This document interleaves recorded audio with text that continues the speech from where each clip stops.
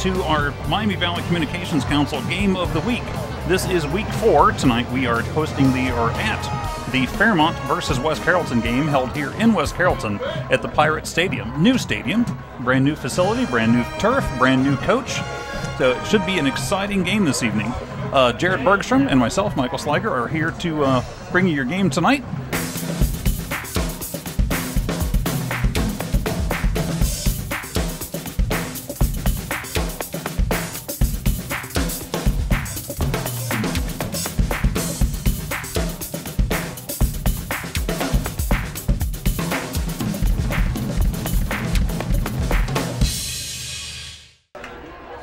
Quarterback for the Firebirds is in shotgun formation.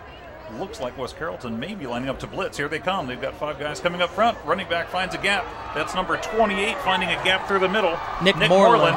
He goes back into the middle and into the end zone for a Firebird touchdown with 8:19 left on the clock in the first quarter.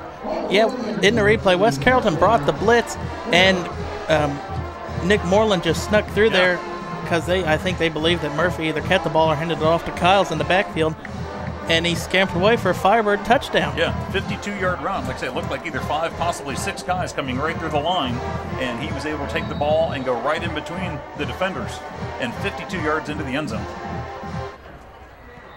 The kick is high,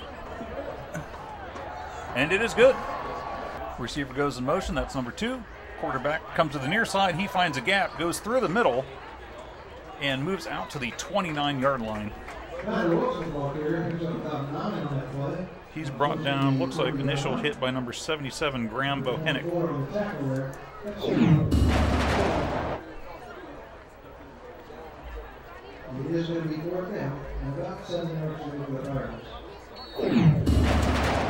So West Carrollton looks like they're bringing more people up to cover the run, and you can throw one behind the safety with no help from on defense.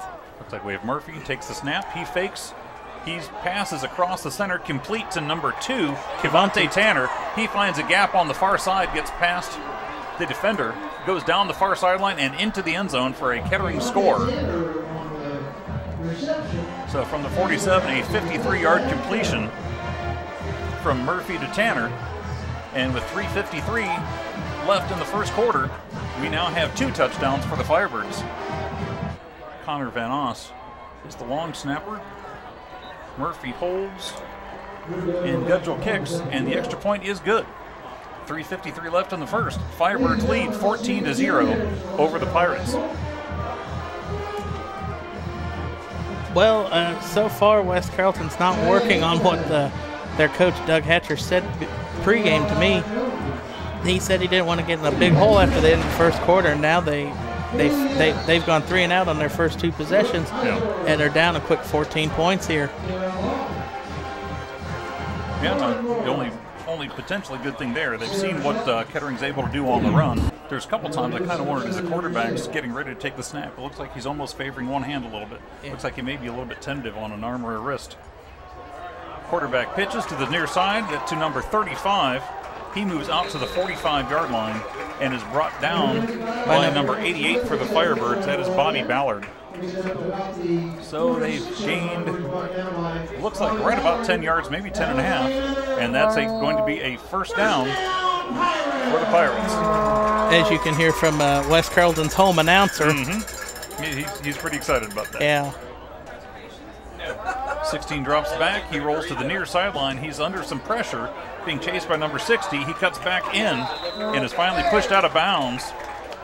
Really trying to break through the line. Number 90 gets some pressure in there. Pass is complete to the near sideline. And that is number 2, Reggie Landers. That is going to be another first down for the Pirates, now at the Kettering 30-yard line. Looking at the different sizes of the bands, it looks like Kettering has West Carrollton's band outnumbered maybe 4-1. Oh, yeah.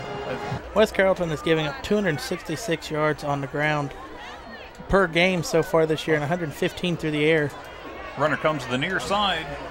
That is number 2. He's hit, breaks through a couple tackles, still finds a gap, breaks through probably 4 or 5 tackles so far, goes back to the far sideline where he initially began, Goes across midfield, 45, 40, 35, 30, and finally goes out of bounds near the 30-yard line. He's probably got that, looks like 10, 20, 30, 35, 37-yard gain, but he probably ran about 75 yards to get it. He ran half of the field towards us and then half the field away from us, and the field's 50 yards even across. So he ran the whole length of the football field on that one run. He may need just a little bit of a breather after that one, but a nice play. Even if they do end up not making it, turn it over, then West Carrollton would take over, it looks like, at the 30-yard line. Which would be about where you got from a punt. Pass is complete on the far sideline down to the 20-yard line. And it looks like that was complete, I believe, number 21, Wes Ewing. Runner goes in motion to the far side. Quarterback keeps it, runs up the middle, almost untouched, and goes into the end zone for another Kettering touchdown. Murphy faked the handoff pretty well and faked the defense out and ran right up through the middle. Snap is back, held, kick is up, and it looks like it is good. Looks like we may have had a little bit of, no flag, but it looked like we had a little bit of early motion on the Kettering side. And we had Wilson kept the ball. He's brought down, I think it was just behind the 20-yard line. I believe that it was number 7, Andrew Garwood again, and number 15, Fontaine, that got in the backfield. Okay. So they split the second half, and I think if my numbers are still right, that's 5 for Garwood on the season. Wow. Oh, the ball was tipped at the line. Number 2, Kevontae Tanner, still managed to pick it out of the air and get a first down off that play. That looked like one of the circus catches. Yeah. Now, one of the things we didn't mention, week 1, when it was Alter at Fairmont, at number 16, Alec Fontaine was quarterback. You know, this game so far, we've been seeing pretty much number 6, Jared Murphy, most of the time. Yeah, early in the season, it looked like Coach Andy Rockery for the Firebirds wanted to see which quarterback he wanted to go with. Like you said, Alter was started by Alec Fontaine. Handoff goes up the middle. Runner finds a gap. He's brought down, looks like near the, still on his feet. It looks like he's going to be brought down just inside the 5-yard line. Run goes up the middle. Moreland looked like he goes into the end zone. Looked like he went in backwards and pushed his way over for a 1-yard touchdown run.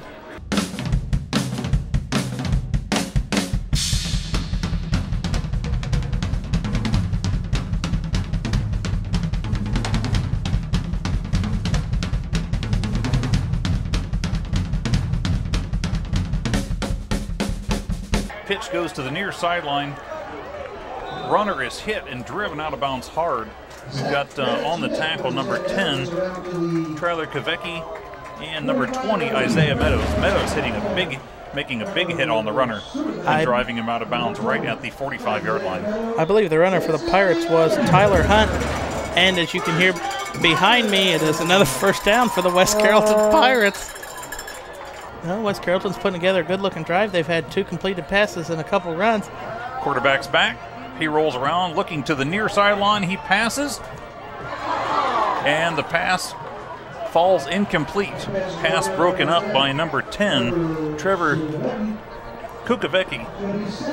And it looked like it was intended to number 3, Tyrone Casey for the Pirates. Yeah, looks like as soon as that ball got to his hands, Kukavecki put a hit on him and was able to jar the ball loose, and it come down incomplete.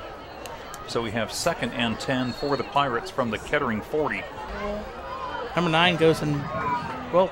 Ball comes out. And it looks like it's recovered by the Firebirds. I think so. I think that one of the Pirates almost got his hands on it, but then it came out again and landed on by, was that number 24? No, that was number 15, Alex Fontaine. Okay.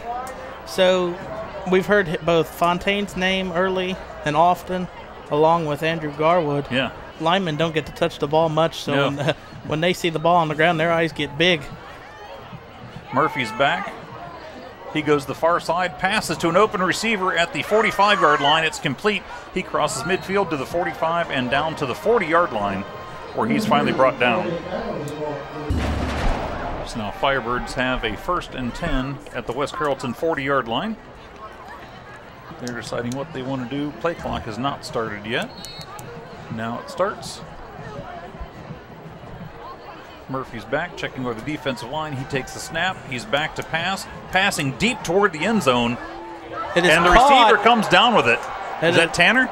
I believe that is Tanner. That would be his second touchdown of the game and 6th on the year. Tanner did a little route down the far sideline and then cut back in across the middle, starting at about the 10-yard line, and was able to get right about the middle of the end zone and just came underneath it. I thought the ball was going to be a little bit long, but he was able to extend his arms, take an extra long stride, and came down with the reception in the end zone for another Kettering score. But Tanner is 6'3", so what looked high to us, probably right there in his wheelhouse for him to catch it. Probably very comfortable with that play. Yeah. And I'll get the halftime stats, but I believe that would put Tanner over 400 yards receiving for the year already. So no time on the official clock. However, they do get to make the extra point kick attempt. Gudgel kicks, it's up, and that is good. So with going into halftime, Kettering now leads 35-0. So once again, that will initiate the nonstop clock going into the second half. However, in odd situations, the play clock will run continuous until the Pirates score and bring it under 30. Yeah, bring it under a 30-point differential. And I know why the OHSAA did that is because you want to prevent the teams from A, running up the scores, and B, you do not want to risk injury more than you have to. Right. As we've already seen, 3 different players for both teams, or combined for both teams, have been down early. So now that we're going into halftime, let's take a look at our Buffalo Wild Wings fan cam. I think we've got the camera, looks like it's positioned over toward the West Carrollton stands. Looks like some of the fans now, they were chosen out of the stands and are now able to go sit down at the back corner of the end zone and watch the game on their own, like personal little comfy couch. And I believe they've got food service and pizza being delivered and drinks and everything.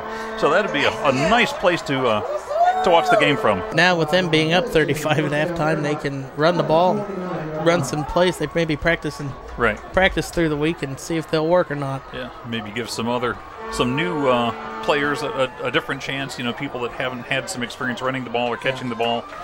Maybe try some new things that may come in handy later on the season. And Murphy's back in shotgun. Has runner behind him. Defense is shifting. Kyles runs to the left, breaks through the line. He finds a gap. He's got some room, and it looks like he is gone and into the end zone. Unless there's a penalty on the field, which I don't see any dirty laundry, and it will be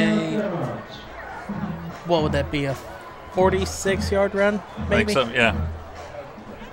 So a nice rush up the middle, finds a gap, cuts through a couple of defenders, and is chased down, almost, brought down from behind, whatever, under pressure from behind. But they were not able to stop him as he scampers into the end zone. Yeah. So now it will be... Yeah, if the extra kick is good, we'll have a 42-point lead with 8:02 left in the third quarter. And here comes the snap. It's back. Hold is good. Kick is up. And it looks like it is good as well.